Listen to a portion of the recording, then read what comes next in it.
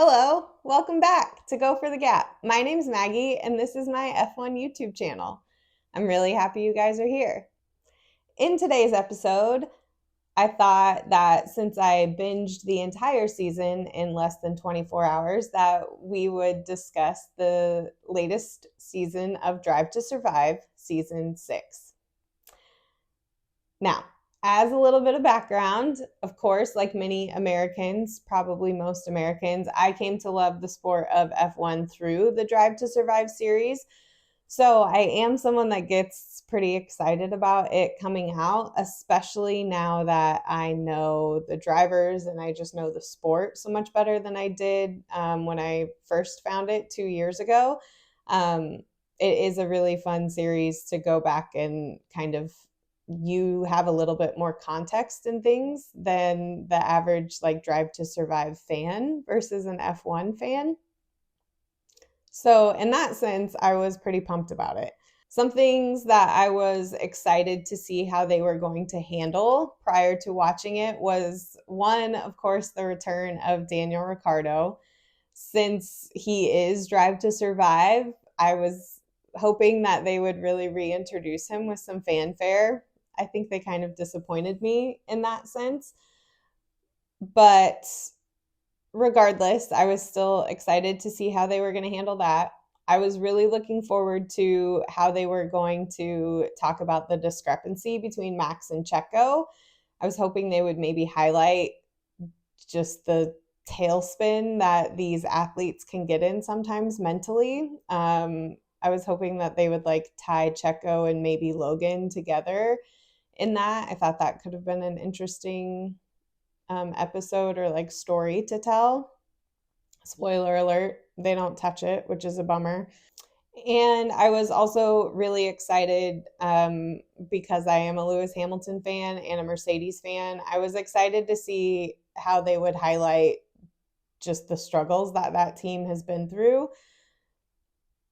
And again, they didn't really touch that either. So those were the things that I was excited going into it to view. And then, of course, while I was watching it, I took notes on the first few episodes. So, yeah, let's talk about it.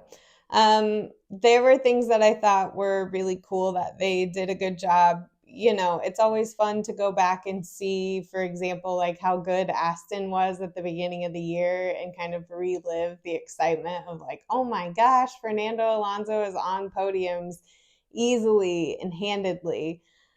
They also did a really good job in the very first episode showing team principals and their friendships. Like, they spent a little bit of time with Fred and Toto just kind of walking down the paddock and highlighting that in real life they are buddies, which I thought, knowing what we know now about the Lewis Hamilton switch to Ferrari this preseason, I wonder what that did to their friendship. Is it just business as usual, or has that created a little point of contention?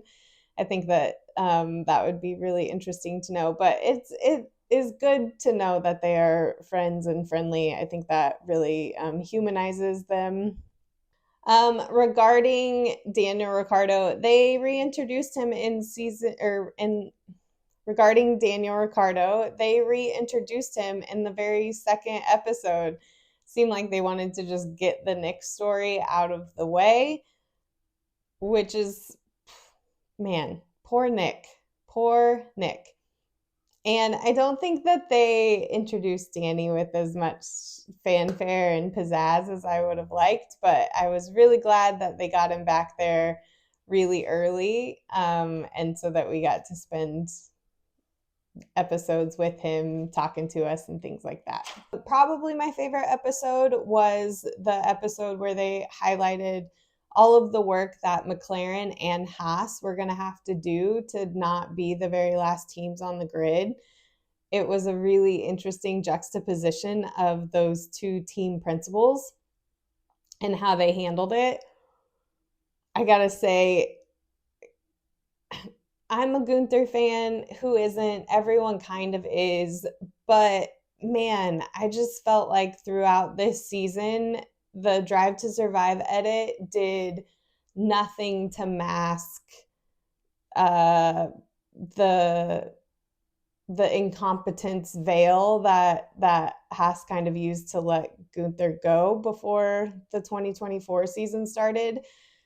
They never showcase Gunther saying anything constructive. It's never helpful. It's never solution based. It's always just like F bomb, F bomb, F bomb. I can't believe it. Well, you're the captain of this ship, Gunther. You should believe it and figure out a way to fix it. Contrast that with how they showed James Vowles, very quiet guy, can't really even talk on camera. He keeps messing up his own name. I can relate now that I'm sitting in front of a camera. But instead, James is not a man of very many words, unlike Gunther, but instead he really put his head down and got to work. And that really showed throughout that episode, just that difference and how much more clarity Williams was making decisions with than it seemed like Haas was. So that was probably my favorite episode. I think they did a really, really good job there. One thing that I do want to say that is unrelated to any team at all is that Will Buxton's drama and the tone in which he can deliver some of his statements remains undefeated. What a guy. I think they spent way too much time talking about Alpine. That team seems like an absolute mess to begin with. 2 episodes about their dysfunction was too many, in my opinion. It didn't seem like they handled very many things well. It felt really unfair the way that they just let Otmar go in the middle of a season, and because the team is dysfunctional, so in order to cure that, you're just going to create more chaos and dysfunction. I don't envy people within that team or those drivers really at all. I will say though that despite it having been kind of a plot line for commentators throughout the 2023 season, I did not realize how contentious that teammate pairing was between Ocon and Pierre. I just never investigated it. And in some ways, that's a huge bummer that they used to be really good buddies and then their competitive spirit just took over and now they can't even be on the same team at all. And another thing that I liked about that, for lack of I am not necessarily a Pierre fan, but I do really like Esteban. And that kind of made me consider my opinions on Esteban a little bit more because they're both kind of turds. They're both just kind of turds about stuff. Like nobody within that pairing is interested in being the bigger man. And I don't have a ton of patience for that sometimes. So that's unfortunate. I appreciated the Mercedes episode about Lewis Hamilton's contract negotiations. I liked how that episode humanized him a little bit. Although the edits are always interesting. Is he that much of kind of a diva when he's they're waiting on publicity and all of that type of stuff? Like in that episode when they were on set and he was like, "Can we get this ball rolling? Like I'm sick of being here, blah, blah, blah." I get it. He's been in the game for a long time. Nobody likes doing press. They all talk about how that is one of the most draining aspects of their job, but they really did not portray him in a good light on that particular episode. I didn't think. But it was still good to see. I love the behind the scenes and him going back and forth with Toto. I love that they let us see that a little bit. So I hope that they do more of that. Oh, let's talk about that very uncomfortable first episode where Santa asks Christian Horner if he's been a good boy. That was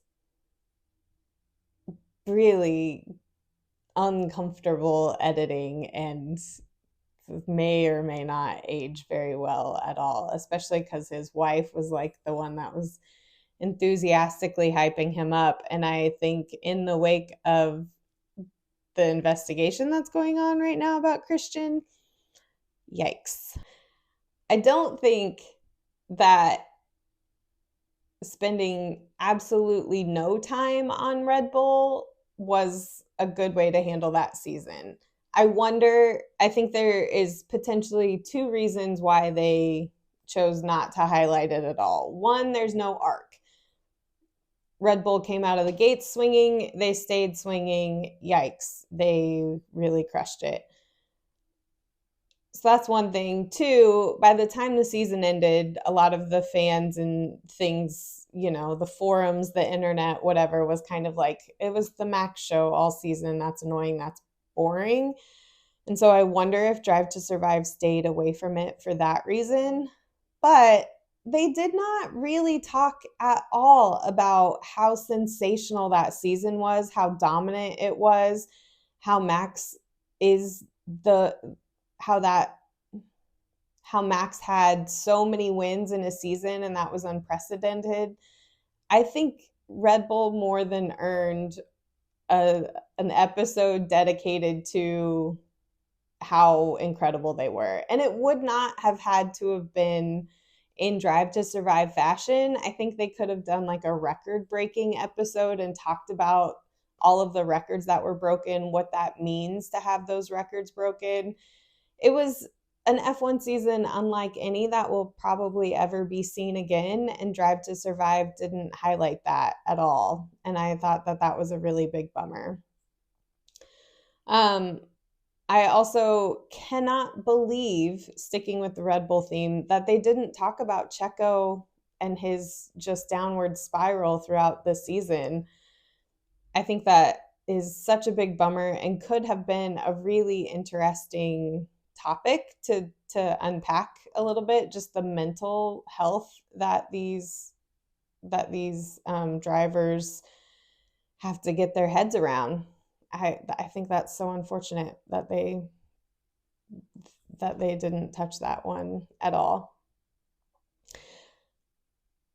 I really loved the Ferrari episode and getting to know Fred Vasseur a little bit. When I see him on the paddock and on the pit wall, he seems like a very intimidating and kind of scary guy. But right away, you can just tell he's a really fun, cheeky dude. And so, yeah, I really liked getting to know Fred in that way. I thought it was really cool. Yeah. The F1 season is back. We are going to have another video posted later in the week, getting us excited for the race this weekend. Race is on Saturday morning for my American fans, not on Sunday like it usually is. So we'll be up bright-eyed, bushy-tailed on Saturday morning. Thank you all so much for sticking it out throughout this whole video. I really appreciate it. Like and subscribe if you can. Thanks so much. We'll see you next time.